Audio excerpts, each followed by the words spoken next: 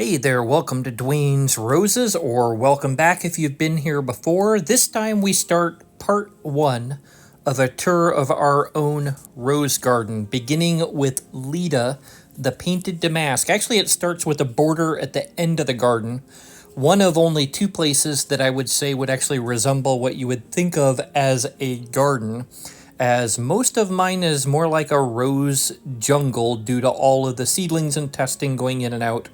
But this is Holly's border, in which she has three old roses and then perennials. The roses are establishing quicker than I expected, actually. The perennials need another season or two, and it will be incredible once it is fully established. But even now, Lita is breathtaking to behold.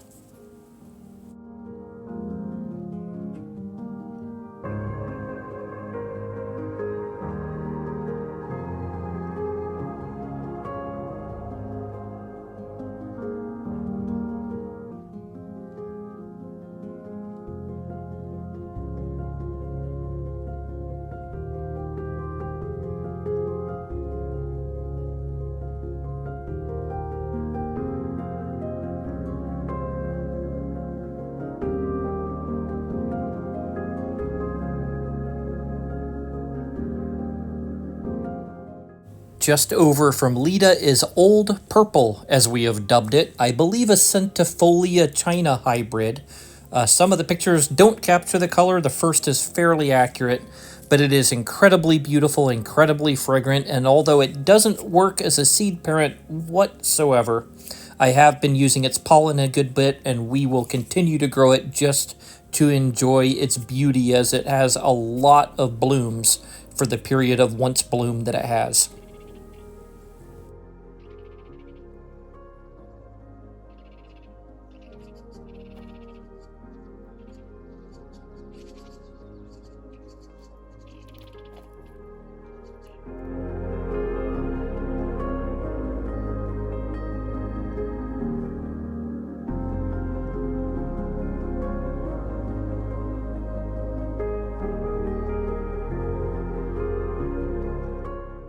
At the opposite end of the border from Lita is Old Pink Moss. Communis, a ton of other names. Well, it was originally just labeled Pink Moss when I purchased it, but I believe that is what it is, and it is incredibly beautiful. And as well as the bloom being fragrant, of course, the mossing itself has fragrance.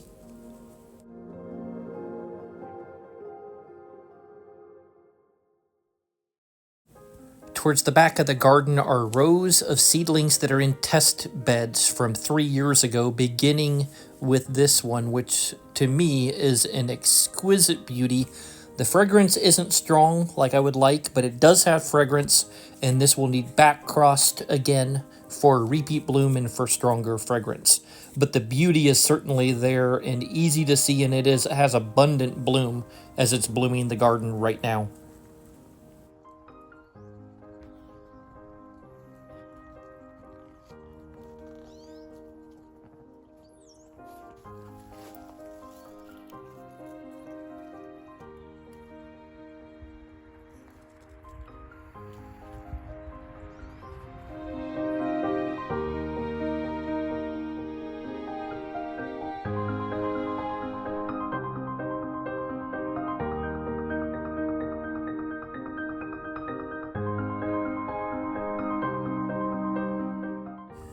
Directly next to this one in the test bed is this cold hardy seedling.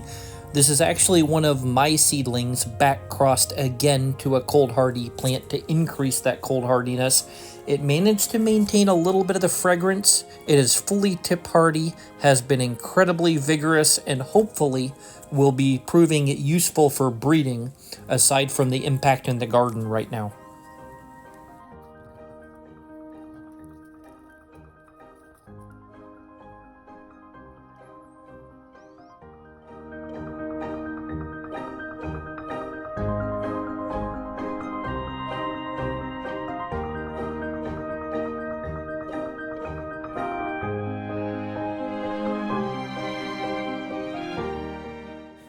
In the test bed directly next to this one is this seedling, which is from Aloha, that is Aloha Hawaii, a seed parent.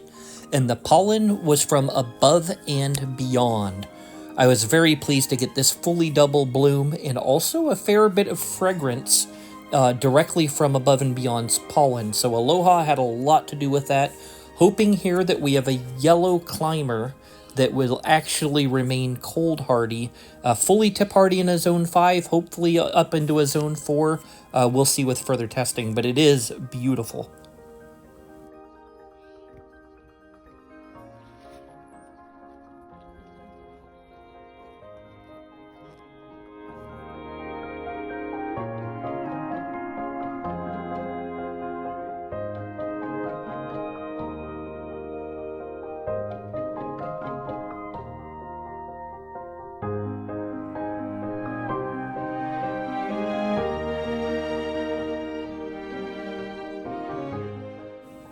For anyone who are fans of Morden Blush, this seedling from Morden Blush is more fully double and consistently maintains a button eye.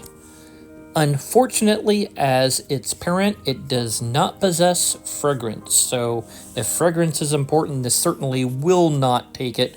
Hopefully there is a recessive gene and I'll use it in the future. This seedling did manage to maintain fragrance. It doesn't really fit in the Love series as far as looks is concerned, but someone came up with the name and it is so fitting for this rose. All different colors, all at the same time. Sometimes different blooms have multiple colors, but with the fragrance, the bountiful bloom, it is tip hardy here in our garden, and it's grown on us more and more over the years that certainly I will be rooting this one to give out for testing, for introduction for those that love the option of different colors in a rose.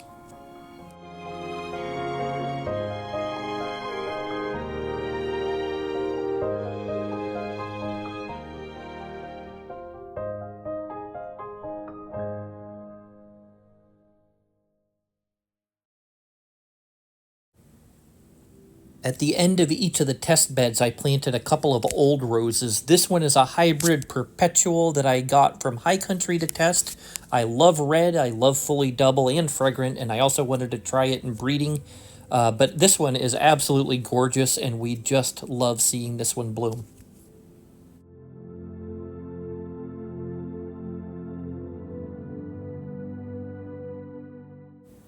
Right next to it is another test rose from High Country. I got this one because it has repeat bloom in it, a different color in it, all available in mossing, which I'm looking to breed for, and the fragrance is even better than I expected when I purchased it. This one has been absolutely lovely this year as it is filmed out and bloomed for its first time.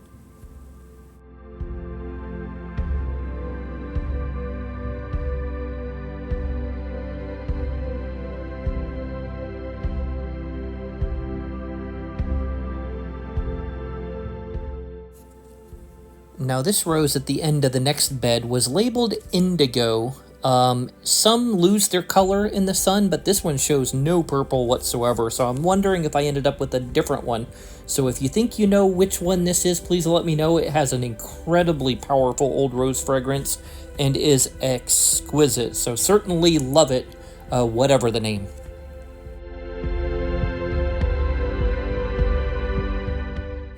Right next to it is Rain to Violets, which can show that violet color or not, depending on sunlight, but it is always beautiful and still fragrant, and absolutely adore this rose. Behind these two in the test bed is this seedling, a Gypsy Boy seedling that is now 3 years old. Pollen was from LD Braithwaite, and man was this rose worth the wait. It is growing larger and sprawling more than Gypsy Boy, is loaded in even more bloom than Gypsy Boy gets, if that's possible, and even better, a very strong old rose fragrance on this bloom. This is the first bloom to open, so soon I'll have more video of this as this plant hits full bloom, but very excited about this rose. Paul Ricault is a centifolia hybrid, classified several different ways depending on who you talk to. but I think everyone would agree that the fragrance is incredible along with the beauty. So, looking to incorporate this into my breeding program if it can have pollen that will help in any way.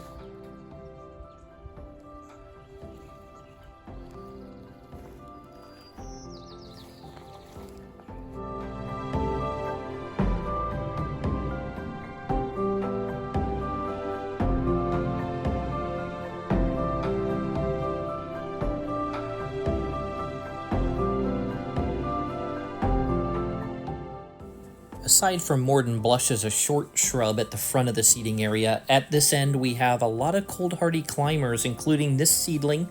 Surprisingly shows not only a tendency to be a larger shrub, but has some branches that when I tied them up, they started to climb. So although its parent, Louis Joliet, is definitely, I think, one of the smaller compared to some of the other climbers in the Canadian series, it has the propensity to provide this at least when outcrossed in a certain way. So this was a surprise, but will be tested, and I'll be actually moving it closer to the pergola to see if it will go up. And you can see the larger bloom in the background is John Davis, a Canadian climber. So multiple cold hardy climbers around the back of this seating area, and then test beds behind that.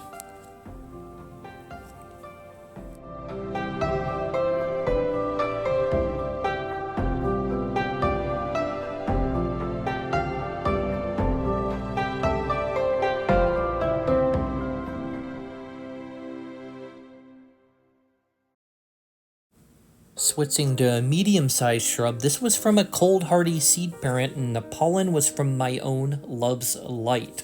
Brought the beauty and the fragrance from Love's Light, cold hardiness even more so from the seed parent.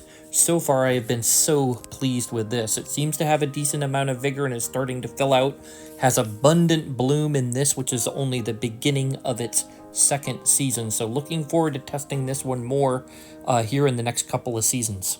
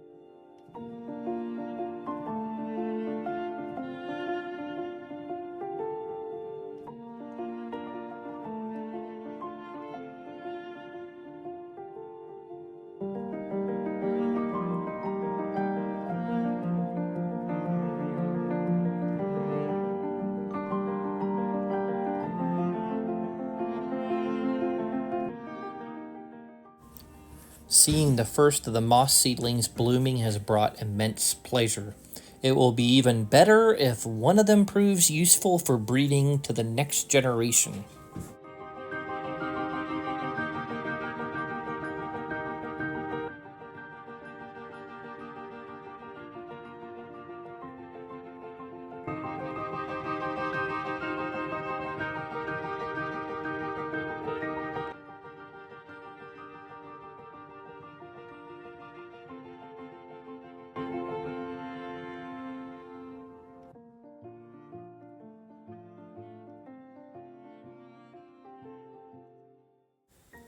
Here you can see how the test beds lie behind the climbing roses over the pergola in the seating area, which is just now starting to fill in, and you can see that eventually this will be divided into separate sections in the garden.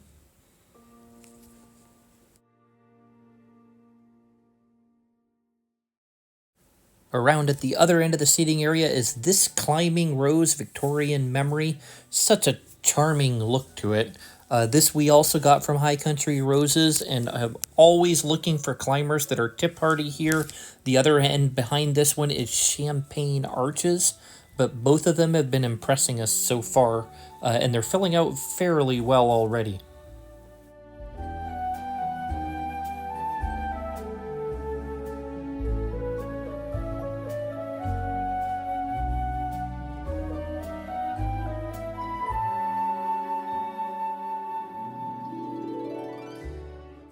The other rose I really must mention is Above and Beyond. Whether you grow it as a large shrub or a climber, the impact of this rose is nothing short of amazing, and every year it seems to be getting better and better.